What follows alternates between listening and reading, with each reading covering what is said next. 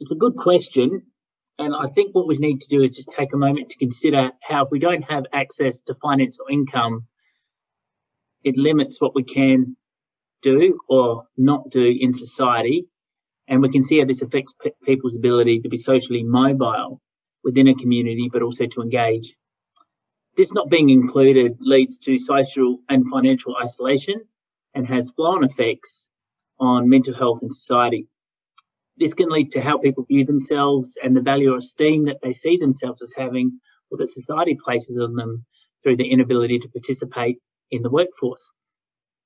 This language and social viewpoint further reinforces these behaviours, which can lead to people only hanging out with people who are in similar situations, which can decrease people's ability to form networks and connections, which could assist them to get out of the place they are in if they choose.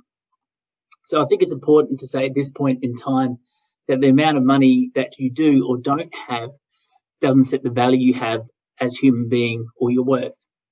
And I think that's worth saying again. The amount of money that you do or don't have doesn't set the value you have as a human being or your worth.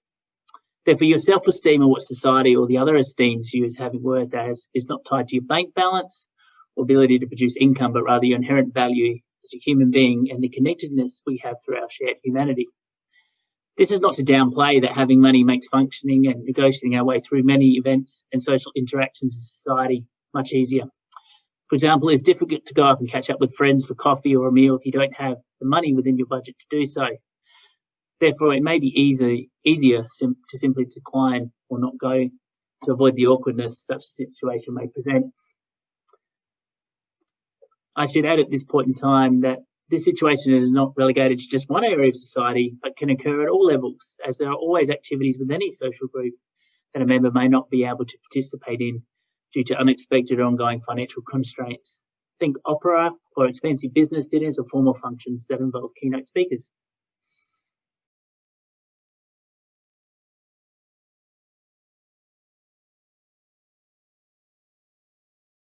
Yeah, that's a good question. So this past year has been a year of firsts for a lot of people and has resulted in a lot of challenges that people were perhaps unprepared for.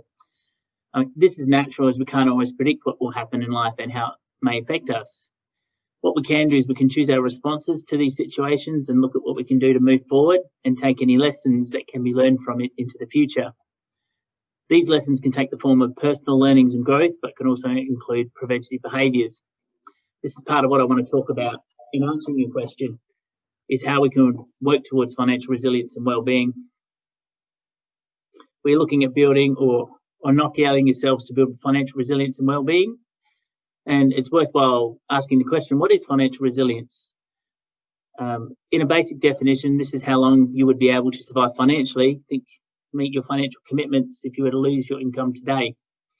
Financial wellbeing is getting ourselves into a place whereby we can meet our financial needs and goals that contribute to our ongoing welfare. A good period of time, a rule of thumb for financial resilience would be, can I survive if I was to lose my job income for 4 to 6 weeks? This is on top of any sick annual leave that we may have accrued. Why is this important? Well, 4 to 6 weeks allows you for a month and a half to look at and explore other options should you find yourself in a situation whereby you no longer have income. This could buy you enough time to explore and work through whatever is happening and to take your time. Rushed decisions can sometimes lead you to situations that aren't helpful. Well, if you find yourself in a situation where you do need work, it can be helpful to think of 3 types of jobs that you can have at any time in your life: a survival job, an in-between job, or a dream job. In this instance, it's likely that you'd be looking for a survival job, one that meets your base needs and commitments, or an in-between job. At times, our roles and work can shift between these classifications for the same role. Another thing to consider in looking at financial resilience is what protections are in place for you in regards to insurances. This can be something that occurs that makes you no longer able to work. There are 2 types of insurances that can help in this situation: income protection insurance or total and permanent disability insurance, otherwise known as TPD. With income protection insurance, there are several waiting periods that can apply, which are usually 30, 60 or 90 days, and the policies can vary in the length of time they cover, like 2 years or until age 67, retirement. Many insurance companies offer these insurances and can include them in your superannuation. It's important for you to check if you have these types of insurances, as they can act as a safeguard for your situation, and to check if they're relevant to your individual circumstances for which it may be worthwhile getting advice on. The important thing to note is the time periods that you may have to wait to access these supports, and that 4 to 6 weeks of income will support you between the 30 and 60 days mark. This will help you plan just how much of a buffer or resilience you need based upon your own individual circumstances. Overall, if you consider these things, you will increase your overall financial well-being. And whilst we all hope that things go as well as they can, you will know that you have plans in place for if it doesn't.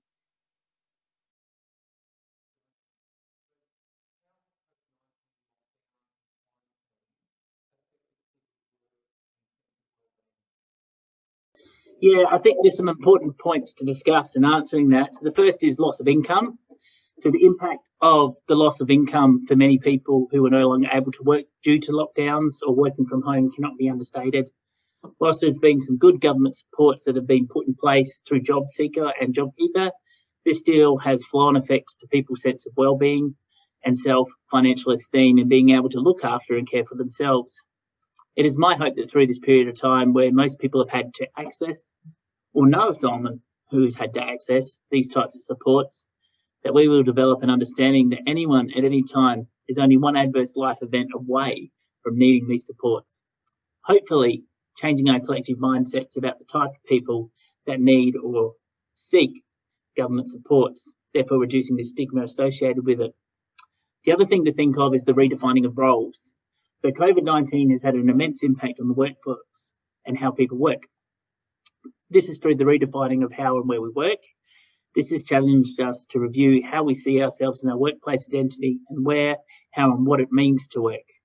With increased working from home comes an increased need to separate our professional and personal selves and develop rituals that inform us of the transition between roles. This is important as people are not always getting the same time and cues they got that inform them that they were now heading into a work mode or switching off from work. Part of this is recognising the mental load that we carry in regards to work and knowing when to put down that load so that we can move forward or transition into other areas of our lives. The last thing I want to talk about is increased isolation. Part of this has been an increased isolation that many people have felt in working from home. And this is interesting as well as there may not have been a decrease in communication with other people. Our direct interaction and movements in society have been impacted. In this sense, there's a real loss that some people are going through in regards to relationship interaction and the sense of connectedness that we have with each other. There's been a good body of research into the human condition, and Brené Brown notes that human beings are wired for connection. And a quite famous TED talk, The Power of Vulnerability, you can see more about this, which is available on YouTube. This means we have to be more intentional in our interactions and connections with others. Isolation can also affect our spending patterns as we can buy things to make ourselves feel better.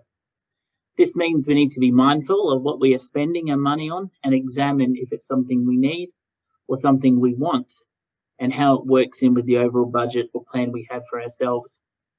Setting goals and achieving them promotes a sense of accomplishment, which has been shown to increase a person's sense of well-being.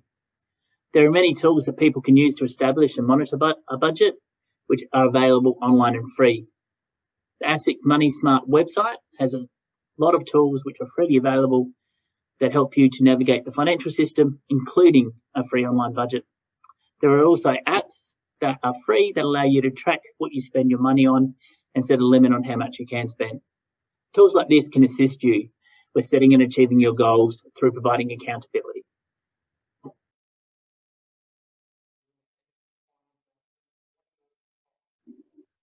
Well, in building financial resilience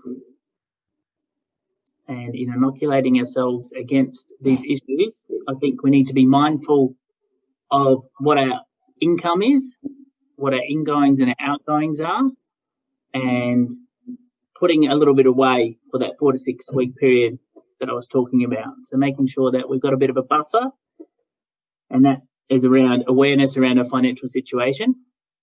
Secondly, it's about being aware of how we emotionally react to our spending and what we're seeking to gain from that.